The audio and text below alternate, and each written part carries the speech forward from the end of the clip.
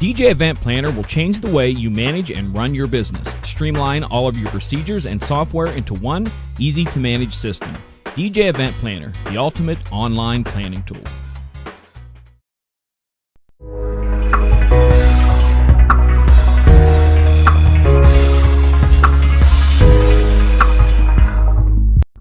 And go. Everybody just freeze. Just hold yourself. Just don't move. They'll think we're frozen. Wait, what's that loading thing that's on there? It's a circle. Well, on that note, since Emily just kind of gave it all away, made me laugh. Hi, everybody. Welcome to Monday night. Yeah, there you go. See, you can freeze it. You can do it pretty well there. We've got a great show for you tonight. In fact, so good, we couldn't wait till 10 o'clock. And we couldn't do it as just John and I. It had to be John, myself, and Mike Wazowski. Oh, I mean MJ. No, I was what do they call that? Cyclops. What's the? I can't even think. The green guy from Shrek. I was Cyclops Shrek. Oh, okay. I thought it was It's just pointless. He was green with the one eye. Yeah. Yeah. Monsters Inc. Great. Yeah. I'm on TV. For once in a while. But anyway, so here's the thing. We are talking music tonight.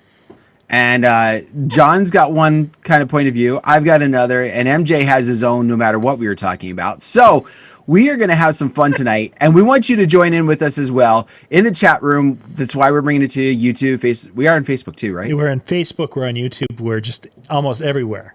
So, like, if you're not watching us live, you kind of miss out. But anyway, we want you tuning in, giving those tidbits and pieces of information as well, throwing them in there. But tonight, it's what do we do next? Exactly. What's coming next? That when you get to that time where you're picking music. I mean, a lot of us have been playing. Doing virtual events or doing virtual performing and such. So you have kind of a playlist already set up in advance. And in many situations, if you're doing clubs, you have a playlist set up in advance. But what about those times where you don't? You're playing live. And how do you decide what the next song is? And this is something that as there's more people getting into this fall, I've had people asking this question. Younger DJs, this is kind of a common thing. It's like, okay, I know I got this hit, but what do I follow it up with? How do I decide what to follow it up, and in essence, what's next? So I want to go through, guys. I've got a kind of a different areas in which some criteria, for lack of a better way to describe it, and I want to kind of throw it out there and ask, have you kind of share how that affects your decision on playing the next song. Now, MJ, for those of you who don't know, kind of comes more from a club. He does kind of clubs, and then he also does some teen dances. He's done some school events. Dan is wedding, and he does a little bit of school events. And I basically sit here behind this microphone. That's all I do anymore. That's it. So, True, you've played out. We've seen pictures. Yeah, I did that one show that one time. It was great. It was really great. Grandma said I was her favorite DJ, so I was pretty happy. By the way, that was my grandma who said that. The other lady thought I sucked, but hey, I don't like her either. So, anyway. Oh. So don't tell anybody it was his wife. So tonight, it doesn't really matter what the song was we were playing. That's not a part of it. What we're looking for is the thought process behind what you're judging to bring in the next song, how these things kind of rank and how important they are to you, and we'll kind of go through that. So Wexford mentioned in a chat room that retiring recently. This is the kind of a night, though, even someone who, like Wexford, who's been there, done that, and is kind of getting out of it, this is a night where you can share in the chat room, if you wouldn't mind, how you kind of pick the music. You know, some people work in sets. I know DJs who have 3-song sets that they play at weddings all the time, and they just basically are maneuvering the sets back and forth as needed for the night. But share as we go through when it's an appropriate time to say, hey, I kind of do something like this, and I do it this way, and we'll go from there. So the first one, guys, when you're doing a show and such, how important is it for you to match the genre of the current song when you're picking your next song? MJ, I'll just kind of bounce back and forth. MJ, is the genre super important to you when you're picking that next song? I would like to preface everything I'm about to say tonight with this statement. If I talk too long, please excuse me. You know I'm very opinionated about music. I I also want to. I also want to. Do we have a timer we can put on the screen? hang on. I've got something better than that. I also want to preface it with the fact that everything I say is just my opinion. So keep that in mind. It's not a fact. It's not a rule. It's just my opinion. When it comes to genres, I don't believe. This is why I don't believe this. Oh, that's my time. Sorry. It works. Okay. So I don't believe you have to worry about it because years ago, when Apple put out the iPod, they put the shuffle in there. And this generation has the random play in Spotify and stuff like that. They already have a mindset that jumps around genres. So if you're smooth about the mix and be able to bring, if it's a different genre but still something they know, and you're able to transition between them, absolutely. Dan, what's your thoughts? Genre, is that important to you? So I came from radio background and kind of trained in where I was doing was top 40 and kind of like a hot AC type of format. So we oftentimes would stick with something that made sense, like sets that make sense. So for me, it is genre makes sense. Like when I'm thinking about what I'm going to play next, I'm not jumping from a hip hop to a country song to a rock song. I know I probably could, but it to me, I have to have something that transitions, that flows from one to the other for me, not just a hop, skip, and a jump everywhere. And myself, I'm very much like Wexford just mentions, 2 or 3 songs of the same genre. When I'm doing, especially weddings, is what I do a lot, where I'm going to be hitting a couple here and then move to a couple there, and then finding transitions between the set of 80s music to the 90s things, and finding a couple of songs that would. That's kind of what I meant. I didn't mean just constantly change genres. No. Yeah. But yeah, I would have to go. Like I said, I'm trying not to talk long because what I do is a science with this, and it's very detailed. So I'm trying to keep my talking to minimum. Yeah, and I think I'm going to try to get into most of your areas in this conversation. That's my goal of this. And no, David Wolf, I am not trying to work in a country song. Blah. Yeah, David, we know we know better. He really does.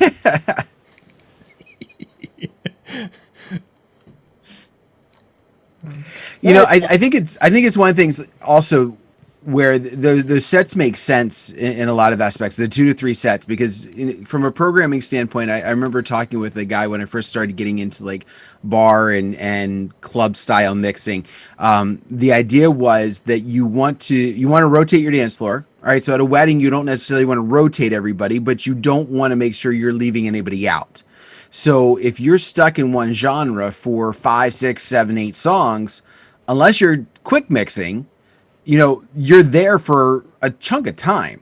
And so doing it 2 to 3 songs allows them to kind of get that feel, kind of get that urge to come out. And then they also know that, you know what, if I don't like the next one, it's okay. I don't have to necessarily stay on the floor long listening to a style that maybe it's not my favorite before he's going to come back to something that's a little bit more in tune with what I like. So MJ, that kind of bridges to a couple of different areas, but I want to is the changing of the floor. Is that something when you're playing? Is that something you take an account for? You think about very often, or is it something that you just let it happen naturally as people's tastes vary? All right, this one's going to be long. That's because okay. I have to explain, because everything you're asking is all around what I base my stuff off of. So I can't answer that question without telling you the basis of all of them. Okay, so first thing, every place you DJ is going to be different. Every night you DJ at each place is going to be different. Every hour in each place is going to be different. So you have to be flexible minute by minute as you go along. So that's why I said, yeah, absolutely switch genres if you need to, because I'm telling you things, you have to be up with that. It's a live, living, moving thing. Every DJ who is a mixed DJ is always 3 songs deep. So you have the one you're playing, the one you're about to play, and the one you're going to play after that. And then you have a plan B, which is either 1 or 2 songs that if somewhere along these 3 it fails, you have a plan to go to something else like that. And then your plan C is one of those just absolutely hit songs that you can't go wrong with it. If these are just falling off the cliff, you have that one to go to. So it's always everything you're doing falls into that flow of things. So back to your question. There are 2 things, and I talk about this on another thing, that there is keeping an eye on the dance floor and keeping an eye on the room. Reading the room, reading the dance floor. For a lot of places I DJ at, You do not turn over the dance floor because there's no seats. Nobody's sitting. Everything's standing. The entire place is dance floor. The bar, at about an hour after it opens, is at least 2 to 3 people deep the whole night. So you never have to worry about getting people to drink. So all you're doing is driving the floor for 3 hours. And that's why mixing is so important, because you're not talking to them on the mic, because they don't want you talking on the mic. So you're mixing for 3 hours, keeping them involved is a part of what you're doing.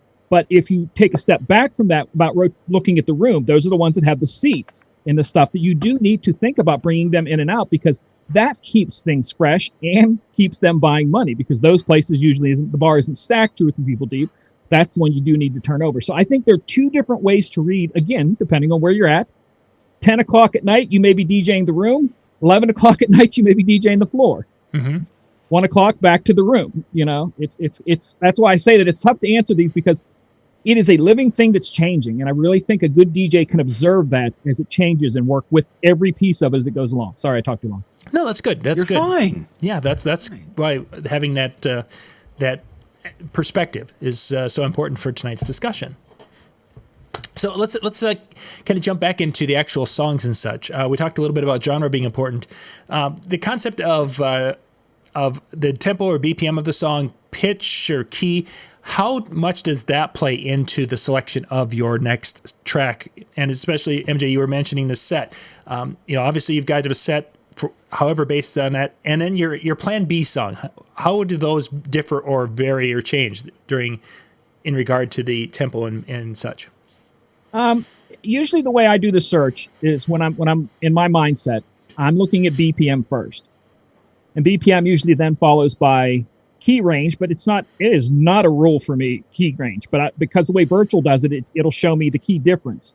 So all I have to do is look over to the right, and if it's either a 0 or 1, that means it's either on key or 1 off. Either one of those is playable. Usually you have a lot when you search by BPM that fall into that. So you can extend that search by saying BPM and genre, hip hop, top 40, whatever. So now you've kind of narrowed that down a little bit to where you're looking at the BPM and genre of what you're playing, like Dan said about trying to do a set of the same things. Then you're kind of picking the key. But all of that, like you said, when it comes to the plan B or plan C, it can be a beat match transition, or it can be a scratch and drop. It can be some sort of trick that one of the ones I always do that I show people, I think it's a good one, is you hit the, like on the old record players, when you hit the power and it would slow down and slow down and slow down. That one of mine on that is I'll drop a slower BPM song and I'll hit the slow down. And as it's slowing down, I'm scratching, drop, to where you've completely changed the BPM. You've made your own transition and you just dove away from that song at any point you need to. Because I'm telling you, sometimes you need to get away from it, and it lets you take that over to the other side. So it's important, but it's by no means a rule. Dan, what in your situation, do you pay attention to those things? So I follow BPM almost sometimes to a fault, to the point that I kind of get myself stuck in this frame of mind that, I can't get away from the BPM. I can't unless I'm doing a drastic change, kind of what MJ was saying, and I don't want to do that all the time. So for me, I get stuck in this frame. So sometimes when I'll come up or somebody will come up and ask for a request, I'm like, man, that's nowhere near where I'm at. Like it's going to be at least 6-7 songs before I can figure out a way that I'm going to get to where I want to get to, and then get back down to where they want. And so sometimes that, for me, that becomes the biggest angst that I deal with, is wanting to go in a different place than where I'm at. So I have a couple different tricks, or a couple different transition tracks that I actually have just in a folder, transitions to help me. Or even just like kind of MJ, I have, just they're that slam drop that's going to be like a change, and it's okay, but because it's like that intro allows me. When it comes to pitch, for the longest time, I didn't do anything with pitch. Like it's not even one of my columns in virtual or Serato, anything. I just didn't touch it. Like I just didn't even worry about it. That school of thought has started to change for me, especially over the past 6-7 months, as I've been able to practice and kind of play and just really get into the idea of, now I'm not just looking for songs, but now I can be a little bit more picky, because I don't have 20,000 songs in my folder. I now have the hits that I want to deal with. And so picking from them becomes a little bit easier, and it allows me to say, okay, now I'm not just searching. Now I can take that extra 5-10 seconds, because I'm not searching through a whole bunch of garbage. and I can just find what I want. And so I've done a little bit more. I haven't transitioned that to playing in public so much. I think I've done some smaller, like 20-minute sets to go, okay, now I'm starting to feel this. All right, now I'm just going to start mixing because I don't want to focus too much on that and kind of lose my vibe by being too robotic, for lack of better terms. So too restrained by sticking to those rules. Yeah. Mm-hmm. Yep. Yeah. And with the pitch, as MJ said, I mean, key. Yeah. The better. So, being on a key or being within the harmonic matches, is awesome because it's going to feel a little bit better. What I've noticed is when I wasn't worrying about it, as long as they didn't sound like, it was fair game because to me it was like it was better to get to where I wanted to get to speed wise or otherwise than it was to go, oh yeah, that really sounded like that was cool. I like those two together. One of the tricks I do is that because I said virtual lets you see the difference, and like I said, I don't worry about what key it's in. I just see how much difference it is. You can do a 6-key difference that is such. It creates a minor key harmonics that is its own transition effect because they are so this way with each other. It creates its own transition effect. So you can sometimes just choose one that's that far off intentionally to change the genre, and it gives you your own new little type of transitional sound. I know people out there going, "What's he talking about?" No. You did some demoing of this one of the shows we did. I remember you had some fun, like, and experimented and demonstrated. It was pretty cool until you actually get a chance to. Okay, so let's jump to the next one. Timing of the night. Does that affect your song choices? Dan, I literally have to wait. I'm just going to say this, and Dan can run with it, because I literally have to wait to drink my Red Bull or Monster Energy drink, because if I drink it too early, I'm just jumping right into the hit songs. I just want to get into them. So timing is, to me, it's important. You can't shoot all your ammo before the enemy gets there. So, yeah, I'll let Dan run with it. And the funny thing is, it does factor to a degree, because I have a hard time throwing out every hit, because then it's like the last hour and you go, crap, I got to somehow get through this last hour. And I got to, but the nice thing is, what I've noticed is they're a little bit more intoxicated. So you really can kind of do whatever, So does the time of the night have an impact to a degree? But with weddings, you've got everybody there in the beginning. So it's not like you're biding time while the doors are opening and people are filing in. Like, dance floor's open, you almost have to go hard or go home, because if you're not, what's pulling them out? Now, what is go hard or go home might not be what is the hit song, number one or even the top 100 on the Billboard currently, but rather what is going to have that biggest effect and hit hard for the event. So, Mike Walter, I think, even talked about this a couple years ago, where the idea of don't wait. Like, what are you waiting for? Because you are going to have some people that are going to leave because this guy hasn't played anything good yet. Like, in their mind or whatever. So going at them and using those tracks to kind of catch their attention, keep them there. And then again, not everything all at once, but front load is not a problem. Yeah, I would always, like, let's say, for example, when Mo Bamba was a hit, you had to play that, except for the places that didn't. I actually had 2 places here in the city that said, do not play that song. We do not allow that song to be played here. But it was such a huge song that, like a lot of those hits, Dan, you wait, like in my place, because you have people constantly coming in and out. You have constant traffic. It's not like Dan's, where everybody who's going to be there should already be there eating dinner, So we'll have to set that hit song up like 30 minutes in advance, saying, okay, 30 minutes from now, I'm going to play Mo Bamba. What do I do to got to get there to keep that flow, to keep their attention, to get that right to the point where when Mo Bamba hits, it goes freaking bananas. So it's timing for me that way, as opposed to that, because like I said, ours is, especially depending on where you DJ in the city, one of the streets has places on both sides of the streets all the way down. So people bar hop the whole night. They'll come in for a drink, leave, go to the next place for a drink, go to the next place for a drink, and just do that the whole night. So it's different. It's like I said, each place if you're a wedding or whatever, it's different. Yeah, you have to be prepared. John, what do you do? I pay it. The timing of the timing and such is. I probably get back to closer to what Dan was saying early on in his when he was talking about it, that throwing out the hits and trying to catch them. It used to be that I would throw out a little bit and sprinkle them in, and now it's gotten to the point where it's like hitting them in that first 2 hours with all the big hits, because if I can get them and they're up there dancing and such, they're going to be leaving by 10 o'clock. It's been an 8-hour shift by that time, so I've gone that direction more with weddings. And yes, that does leave you with a drunk 20 people at the very end who are kind of scratching your head of what do you play for that last half hour. But I mean, with the wedding dance floor you guys have, I want to tie this in and get your opinion on this with the playing hits. Do you find a point in the night when it's like all the what's the word I'm looking for?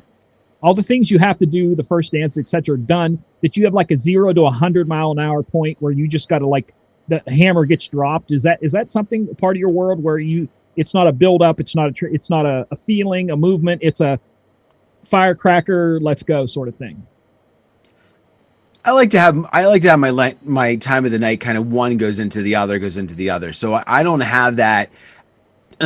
I do have something that is more on the higher energy, but I have something that's more cross generational. Like I have a small set of like, I don't know, 5-10 songs or whatever that I typically want to grab for as my first coming out of all those specialties, because I don't want anybody to kind of go, and I want it, but I want to get everybody up there. So some floor openers that tend to work well is usually my go-to, but within 4 songs, three songs, I'm definitely more. That was my cue.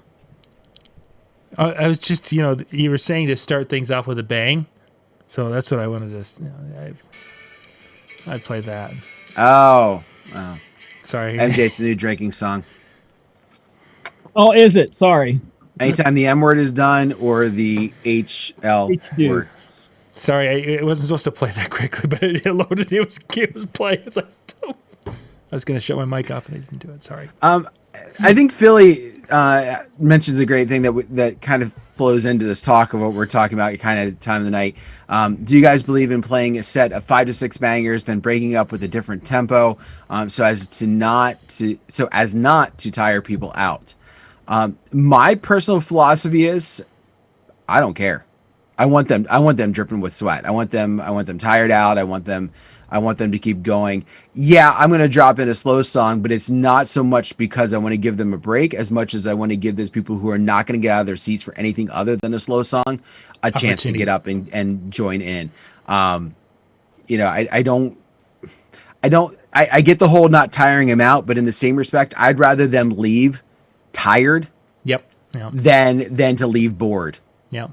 So that's more my feel on that. So I would view that as playing 10 to 15 bangers in a row, but I'm going to probably go from 3 to 4 different genres during that time frame. Yeah. Is the flow of that, and it seems to have done very, very well.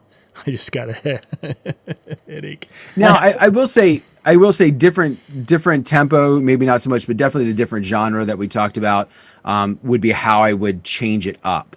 But I'm not gonna be up high energy and all of a sudden drop something really low just because I want them to kind of go from dancing fast to suddenly dancing like slow. The lucky thing today with all the slow music that's out, you can go from something that's in like the higher 130s and mix it into a song that's about 70, a hip hop song, and they beat match because they're technically half of each other. If you split it and take one way the other, and you can technically do a transition like that to go into a slower set to change the energy for a couple minutes, and then you get that whole chance to build it back up again. It's a science. You're seeing the crowd, because you can't do that all the time. You can have certain crowds, I can do this. Good example. Todd Esteep, who's one of our people that it's in our insider area, and his wife was there in Vegas. They came to see me one place I was DJing at, and the group of girls that were on the dance floor, I swear none of them were over 21. They all had to be just 21. And I said, I'm going to play this song. And I put it up on the thing. He's like, are you crazy? And I'm like, I'm telling you, this, right? I couldn't do it any other time, but right there, I said, this is going to work. He's like, there's no way. I'm like, I'm telling you, watch this. And I dropped this twerk version of the Little Einstein's theme. And they went freaking bananas because I knew they were young enough to not care what anybody thinks. And that crowd, that night, they were all together, so nobody was going to judge anybody. And they went bananas, but I could not pull that off somewhere else. So that's a specific thing. That's one of my left turn songs. That, you know, that's why I talk about songs that are so far off that you make a left turn and everybody's like, whoa, what do we do? And then you turn right back in. But you got to read the crowd. Yeah. Let's talk about attendees a little bit. The people in attendance to the event. How much do their age, their demographics, the makeup of the crowd, does that affect your picking of that next song? Oh, 100%. 100%. I mean, I've been surprised by Grandma who's been out there dancing to something that I never thought she would. But, and I'm sure most of us have had, you know, clientele or attendees that are suddenly on the floor and you're going, really? Like, I thought you'd be hiding in a corner, like crying at this song. But no, I mean, you have to have a starting spot. You have to build based upon what you're seeing and recognize what's going to be their biggest attraction. The wedding side's a little different because I always say that, again, in my science that I do all this, it's even more than the people. It's where that place is physically at. Now, like for the weddings, a little different because if someone has a wedding, usually you're getting a different demographic, like a broad demographic that's coming to that wedding. With the clubs and stuff, literally where it's at in the city, whether it's a place where people bar hop or are stuck there, or you get locals or people travel, that in itself can completely change what you play from what you would play 3 doors down. So it's not just even the people, it's the physical place, the geographical location of that dance floor or place you're at. But people, and again, everything I say is not a rule. Just like Dan said, you will get surprised by people that you'll go, you digging this for real? You know, I'm like, okay, I'll keep it going. You know, so yeah, that's all that whole thing about a DJ having to read. You have to be able to look at the crowd, read the crowd as it changes. What I missed there? Chat. Oh, Chat room, I bet you I could find a twerk version of Huey Lewis out there. I bet you I can. There probably is one. That would be great. I think I'm scared by John dancing to it. That's all. I'm scared of that myself. Yeah, that'd be bad. So the attendees, of course, obviously have an effect on song choice. What about requests? Whether it's the request from a couple, maybe it's people coming up with requests. But let's take the request from the bride and groom in a wedding situation, but let's take requests from the crowd. How does that figure in to your song choice selections?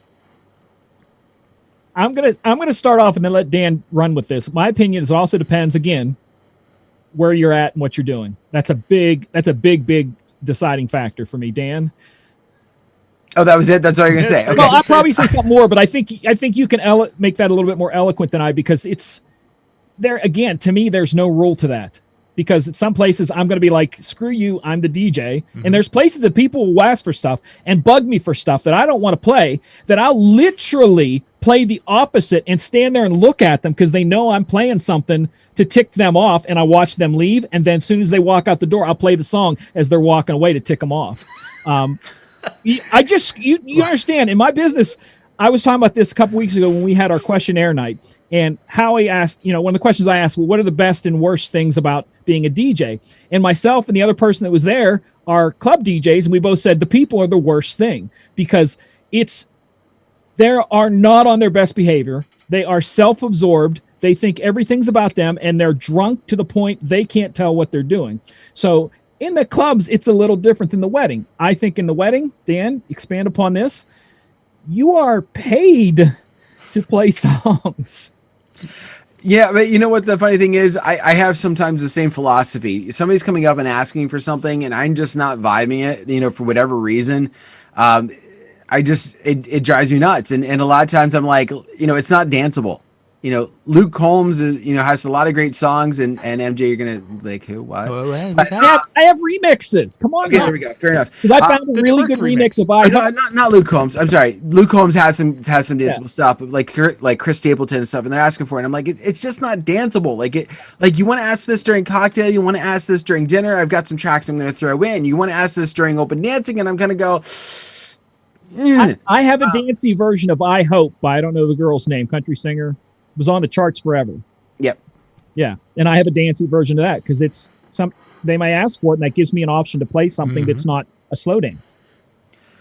But what I struggle with is when they come up and they ask for it, and I'm just not feeling it. So a lot of times I'll try and just like, listen, it's not really danceable. Let's find something that works here. But what I look at is when somebody comes up and asks, I'm always watching the floor. So the question is, how much have they been on the floor tonight? If they've been on the floor all night and you want to hear something, yeah, let's do it. Let's have some fun. I'm willing to give it a shot. And if it's, unless it's just horrible and I know ahead of time, but if it's one of those that I go, yeah, maybe, or you know what, definitely, I just wasn't thinking about that song right now. Oh yeah, it's on and I'm getting it as soon as I can. It's sliding into that folder. Be ready to play this now. If you haven't come near the floor, if you kind of been standing on the side and you've just been drinking your beer all night long and you haven't come up to say hi or, not to me necessarily, but to anybody other than, no, forget it. You haven't put in the work to earn the right to ask for a song. Come on. I mean, that's really what it is. You've got to put in some work. Now, I've had some people come up and request songs before ever the night starts. Listen, hey, I know we're not to that point yet. I got a song request I'd love you to be able to play if you get a chance, later on. I love those kind of requests because they know, they want to hear something and they're willing to ask. It's not like that last second type of mentality. But I will also say, if somebody's by the floor, they're not necessarily on it, but they're kind of jive into it and they just haven't quite. So they come up and they ask for a song. That's another one where I'm willing to give them a shot because they're kind of there. And if you play that song or something like it, it's going to bring them out. And so sometimes, again, it's just all, like MJ has said, it's all about watching. It's all about, taking in what's happening. And I'm always looking for those people and where they've been. And if I don't see you in by the floor and you come up and ask out of nowhere, I don't care if you tell me the bride wanted it or not. I've been getting over the past couple of years a word, and I'm curious if you guys get it on your end of stuff. And I love the way they say this. Instead of coming up and saying, I have a request, they will come up and say, hey, I have a song suggestion. And to me, that is so much, it's gentler. It's not a demand because a lot of people say request. They expect you to play it and get mad when you don't. And so when I have people come up saying, I have a song suggestion, chances are, like Dan said, by saying that, they're going to earn some extra points with me and I might just play their song. That is not something I don't think I've ever heard. Yeah. I would love that. Exactly. Like somebody says it like that. I'm seriously taking it into consideration because it's even just like the idea of saying please. Yeah. Like courtesy behind it. Like I'm not demanding it. Talking about teen events and a couple of people have talked about the, high school events, just, being tricky and different things like that. I had a request list from a school, and it's the last time I worked at the school because I didn't play their request list only. That came from a small selection of students in a class that has 400 students, and the song collection came from 15 to 20 kids. I'm sorry that I didn't play only your request list. And you know what? It was like, I'm not there. And I'm like, that's fine. I don't need to deal with that. If that's the way if that was the philosophy of like, this is not a request list. This is a demand / playlist. Mm-hmm. See, and I look at it this way is that I prefer when people come up there and say, you must play my song next, because that way I don't have to think. All I have to do is just take the song, put it in, and it just alleviates so much stress in my life. So I really appreciate when people come up there who are probably much better DJs than I am and tell me what to play next. So it makes life good. The interesting thing is you could actually, somebody who does that, somebody who comes in and says that, you legitimately play their song next. There's two things that happens from that. One is then they get the idea that then they're going to be able to do this all night long. Yes. And you're going to make them happy for 30 seconds. Or the thing that irks me the most is they say that you play it and they already left the room. And it's like, You asked me to play it, and then you immediately turned around and the left. room, yeah. You even said play it next. Yeah, whatever. Hey, my friends and I are leaving. Will you play our song next? I'll play it if you stay. Well, what do you mean? I said, well, if you're leaving, go ask the next DJ. Yeah, but if where you're would staying, you I'll go? play it for you. Otherwise, bye-bye. See ya.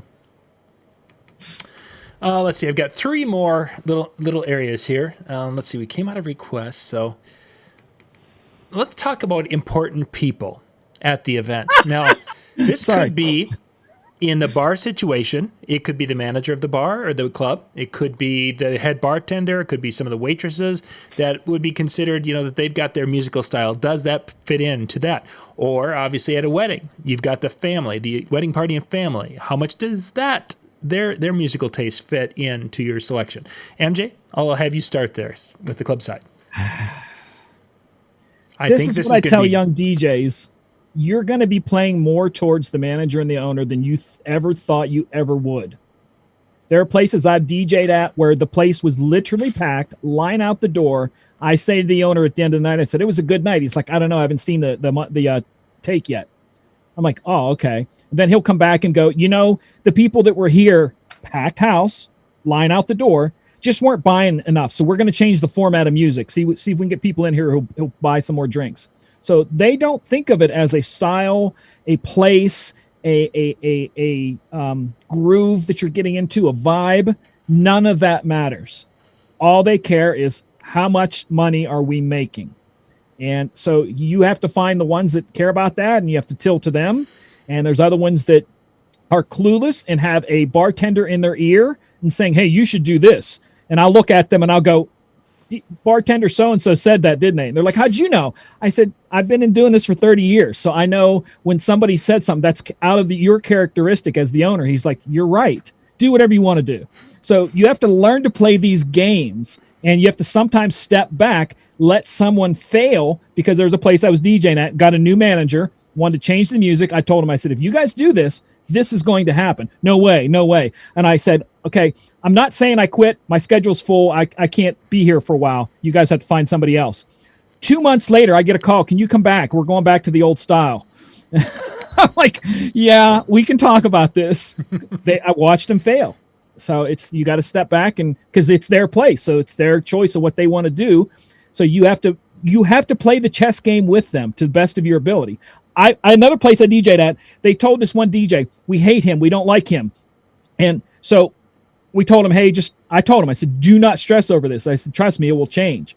A month later, they came back and said, we like him. Can we get him more? We don't. I'm like, absolutely. So it's like a month later, he was all depressed. And I'm like, wait for it. A month later, he's like, so I'm the main. I said, you're the main guy. Saturday night, go for it. Funny. Dan. So with weddings and families and that, does it factor in? Yes. Does it factor in a lot? Kind of, sort of. I don't have a lot of family members that decide to jump in on the request list other than maybe they've told them ahead of time and the bride and groom has put it on their list. Like that happens more often than it does in the moment. They just don't seem to really kind of be doing that. Where I get a little bit more of the family jumping in is in siblings. And I'll play along if when I'm introducing that bridal party, I happen to notice that it was the maid of honor and not the matron. And oh, by the way, she's there with a guy tonight at this wedding, having a great time. Yeah, I'm auditioning for my next event. So, I'm going to cater to that a little bit more, but in the same respect, I still take it with a grain of salt. Where have they been? Have they been on the floor? Have they been having a good time? Is the request any good? Like, those are the types of things that really factor into my mind. Now, I will say, I have a heart for the moms, and not in a weird way. But if the moms are asking me for a song, I'm more likely to just kind of cater, because moms, by the end of the night, if mom loves you, you are the best ever. She's been stressed out about this event the whole night long, and the whole day or weeks leading up to it. You put her at ease and you played her favorite song. You're done. You're good. You're golden. So again, that doesn't really factor in because I don't have a lot that ask, but when they do, again, those are the thought process that I go through, as it comes to me. this is going to be kind of a variation, and it starts actually connected closer to what MJ was into. And it was when the goals or the desires of your audience on your dance floor and the desires or goals of the organizer of the event are different. How does that play into your song selection? Dance floor wants one thing. The organizer of the event wants something else. I can tell you right now, there's a place I DJ on a regular basis, College Bar. They don't want a certain crowd there, so they don't allow me to play anything slow. So no hip hop of any sort, and that's all the college kids want to hear. So I have to find 120 BPM dance versions of Drake songs to make the crowd happy and make the manager happy by not playing slow hip hop songs. So again, you've got to figure out, I'm still getting a paycheck from this. I know a lot of the crowd's going to leave as long as they're continually, because like there was one night, I'm telling you, I switched to this, and then I went to, like I said, the fast songs of Drake. And at the end of the night, it's nice going on. I'm like, people are leaving. I'm like, I'm going to lose my job. I know this, but I was doing what they asked. Yeah. End of the night, the manager come up and said, that was perfect. That's exactly what we want. And I'm like, oh my God. I didn't laugh, but I'm like, yeah, paycheck clears. So Dan, you got to work it. The desires and goals of the audience or the people on your dance floor don't match those of the organizer of the event. May not be so much of a wedding, but it could be. How does that fit into your playlist selection? I was still thinking some of the bar situation. And that, yeah, you could certainly take it from how you'd handle that. So yeah, I mean, with what MJ was saying, I mean, you do want to kind of keep them, but it is so tough because you don't want. I mean, all eyes are on you, and if you're in a spot where you're approachable, and you've just been doing this in MJ's side, let's say, you know, it's all these fast and it's upbeat and they just want the slow, and school dances are very much the same way. Like they're wanting you to be there. The organizer is telling you like, no, like we want to make sure that they're and it's like you're struggling, you know, right and left, just trying to figure out how do you make both ends happy, because somebody's going to be ticked no matter what. And the bad thing is, it's like, depending upon the event, it's almost like you almost want to cater to the dance floor a little bit, because if not, they're in your face, and it's like, it just drives you nuts. Now, with weddings, I don't really see too much of that, because one of the things that I have a conversation with my couples ahead of time is, you know, what are you wanting your guests to say at the end of the night? Like, what do you want them coming out talking about your event? Oh, I want them having fun. Okay, to 5 different people, that could mean 10 different things. So what does a fun night mean for you? And then that kind of also helps me gauge whether this is a couple that I want to pursue, or whether this is a couple that I want to say, you know what, maybe we're not the best fit. And with weddings, you kind of have that ability to do that in advance. How often do you try to maneuver a couple to go a little bit more, you know, stuff that everyone would like? Not too often, because I usually don't have a lot of couples that say we just want to chill. Like I get a couple every once in a while. I had one last year, but they were in the same respect. I was like, okay, but what do you want me to do if you're guests? Oh, we're fine if they're on the floor. It's just be aware that we're not. And then instantly I say, like, listen, just be aware that if you're not, they're not. Mm-hmm. Like if you're nowhere near the floor, they're not going to be anywhere near the floor. And they're like, that's okay. You know, we want to be able to have a fun time for those that want to dance, and for those that want to vibe, we want to, you know, we have that. And it's like, all right, as long as we're clear on that. And so a lot of times that gets steered even more so in advance. And I think also some of that comes down to, I have a great relationship with probably a handful to 2 handfuls of venues that have seen me enough times that they know the type of crowd that I create. And so when they're meeting with a couple and talking with them, they get a vibe from them. They refer me if I kind of gel with them. So I will say I've kind of lucked out that I don't have to determine too much, because either the venues or even sometimes my reviews have weeded out the couples that are not going to be that style. I get that. Yeah. Let's talk about reading the dance floor, reading the crowd, reading the couple way before anything. Exactly.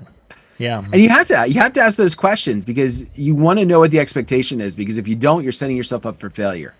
If you wait till the night of to get an understanding of what they want, Like, it's just there's too much, in my viewpoint, there's too much at stake. It's not like it's a club or a bar that has already set up this expectation. You know, every Thursday night it's this type of night. Every Friday night it's this type of night. And, you know, it's easy to gauge that before you ever walk in those doors. And in the same respect, worst case scenario, as MJ said, they probably can just walk across the street to someplace else. This is a wedding.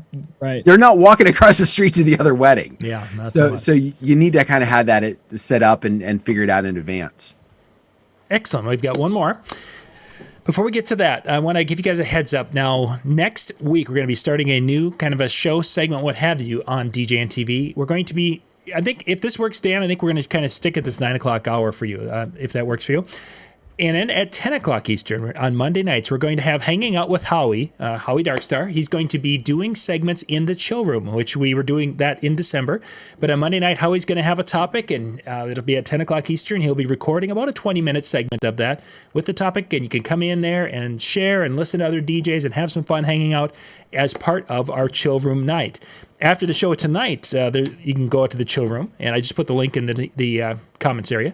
But you can pop out there and kind of hang out and get a feel for what it's like in the chill room if you've never been there before. But next Monday night, we'll be starting with Hanging Out with Howie on Monday nights. So, gentlemen, our last one. Does this matter in your picking the next song? No. Okay, great. Well, it's a great show. The singers, whether it's a female singer set, if there's artists you put together, if there's artists you don't put together, does the person behind the song, whether it's the singer, artist, band, what have you, does that matter in your song selection choices? I say for me, 0. It has to do with the song, because I know artists that have 2 or 3 songs that are crappy, and then they have like 1 or 2 that are like gold on the dance floor.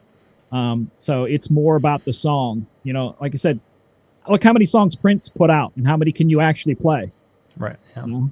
So it's at least not to me, but I know people that it does, because I know certain people that I don't like female singers, or I don't like this, and they won't play stuff. I have a friend that won't play Pitbull because he just doesn't like Pitbull, and I'm like, what the freak is wrong with you? But hey, to each his own. I won't play country, so there's a lot of people that are looking at me going, what the freak's wrong with you? So not for me. Dan? As far as a sequential type of thing, I think I do it more subconsciously, where I don't stick with a bunch of female artists in a row. You get away a little bit more with male artists, because then you have groups that you can throw in. And again, it comes back to that radio mentality of trying to make sure that you're not too much back to back. Where I focus more is avoiding the same artist within a small set. You know, if they're a secondary artist, then sometimes, you know, like they're the featured artist, sometimes it's a little bit more different, because otherwise you'd play 4 Pitbull songs total in a night, and, you know, he's on 8,000 different ones. But so I look at it more from that standpoint of I want them spaced, you know, at least 20 minutes, half an hour apart, unless they're just a real small featured piece in it. And again, it kind of also depends upon how recognizable they are within a track. So for example, Demi Lovato's on a couple different tracks lately where she's been the featured artist, not the main artist. So that you could get away with more than Mr. 305, who's, you know, every 5 seconds. I kind of try to avoid that, but like Dan said, I'll do ones where they're close together. Like I used to be able to do, because to me, they're on the same cadence. When I say cadence, it's not the BPM, it's how the beat is played. Is Despacito and The One, because Justin Bieber's in both of them, and you could say, oh, that's Justin Bieber, you can't play, you know, Justin Bieber back to back, but there's so many artists on both of them that you can get away with that, where certain DJs would say, no man, you can't play, that's another Justin Bieber song. I'm like, well, he's one of the other 5 that's on there. So I'll do that. So like if it's, let's say it's a such and such song, and it's the next song is by a different person but featuring such and such, I'll play that sometimes. Just all depends upon the groove. If it fits in there, just crack it. DJs are about the only people that care about that stuff. People in the crowd usually don't. Just don't care. Well, and I think it comes from, like I said, it comes from the radio standpoint, which is the idea is if you don't like that artist, you've now given them 2 of them really close together, if not back to back. And so it creates that type of feeling for those that don't. Now, the flip could be said, if that's like your favorite artist, then you just made their day. You played 2 of that artist back to back. So, you know, but yeah, you said some DJs wouldn't. I'd be one that wouldn't. He's too prominent in both of those for me to go. Yeah, I'm going to use him in both. Because technically, Despacito is not a Justin Bieber song. No, and One is not a Justin Bieber song. Right. DJ Khaled and I just blanked on Despacito. Fonzie. Crapalicious. Louis. Yeah. Louis. So technically, I'm playing two different artists. Technically. Look at the way it's labeled. It's technically right. Leave me alone. Oh, trust me, if someone would walk up to me and point that out, I'd be like, look, two different artists. Look, two different artists. It's usually a DJ that would say that, and that would be my purpose of irritating them. And then usually I would follow up with a third Justin Bieber song just to tick them off and get them to leave so I can go back to DJing without them in my ear. Excellent. Well, thank you guys for going through and answering and giving some insight into your thought behind picking music at events. If you guys go into the chill room tonight, you're going to see some new graphics and things that are in there. First off, we find that we've got our list of all of our sponsors that'll be with us for 2021. I've got a few of our regulars. We had DJ Event Planner, Electro Voice, DJ Trivia, ProX Direct, NLFX Pro, Promo Only, Odyssey Cases, JMoz Lighting, and iDJ Pool are all sponsoring DJNTV shows for this year. So when you are out there doing business, please go and check them out when it's time for you to do that type of stuff. They're the ones who help bring these shows to you. So in the chill room, djntv.com/chill, we've got all the links are there. You'll be able to see the videos it flows through. So just some cool stuff. Secondly, then on January 18th, you're going to see a little thing that talks about our little mini expo type things we're doing this year. Generally, once a month, we're going to have a night where we're going to do some educational content. And our first one for January is going to be January 18th. It's a Monday night. Kristen Wilson is going to be kicking it off, talking about how to be making more money from fewer events, which we may see fewer events this year, and how to be able to optimize our income potential on those types of events. So she's got a really great little presentation. I've kind of gone through some things with that, and it looks fabulous. I'm excited for that. And that'll be coming up on the 18th, and we'll have kind of a sign up for those of you who want to watch that one, because we will stream it, but if you want to be able to watch it in replay, that's where you'll have to be kind of signed into the system. So other than that, tomorrow night Brian and Jay will be back with us on Tuesday night, and I think that's it for this week. Wednesday. Oh yes, and I don't know what I'm doing. Like John said about moving times and different things. I have some things I need to pass across his plate. Yeah, but I'm definitely going to keep doing stuff Wednesday nights, my nights. But I'm not sure what it's going to be, how it's going to be. It's a new year, so we'll see. What comes. It's an exciting time to try some new stuff. Exactly. Hey, there's the thumbnail. Jimmy's got the thumbnail done. Excellent. Looks really good. We'll have to put it on a video now. It was a busy day as we were getting the final graphics and such ready for the shows tonight. We get the things done, it's rendered, and then Jimmy, we need to make a change. Get the shows, re-edit, fix it, edit, render. Jimmy, here's another change. It was that type of day. So Jimmy's probably going to need a good hot chocolate tonight before he goes to bed. We love you, Jimmy. Thank you. Thank you, Jimmy, for your work on that. Yay. But that's it. Dan, I think it's time to take us home. Well, on that note, do want to thank everybody for taking some time to join us tonight. And by the way, those of you that were chiming in the chat room, a lot of great comments tonight. Yes, I can read and talk at the same time, sometimes effectively and sometimes really badly. But I do want to thank everybody for taking time to join us, being a part of it. MJ, thank you for joining us as well. It's not Wednesday and he's here on a Monday. It's great. But anyway, check out the chill room. Again, djntv.com/chill. You have yourself a wonderful night. See you next time. Bye, buddy.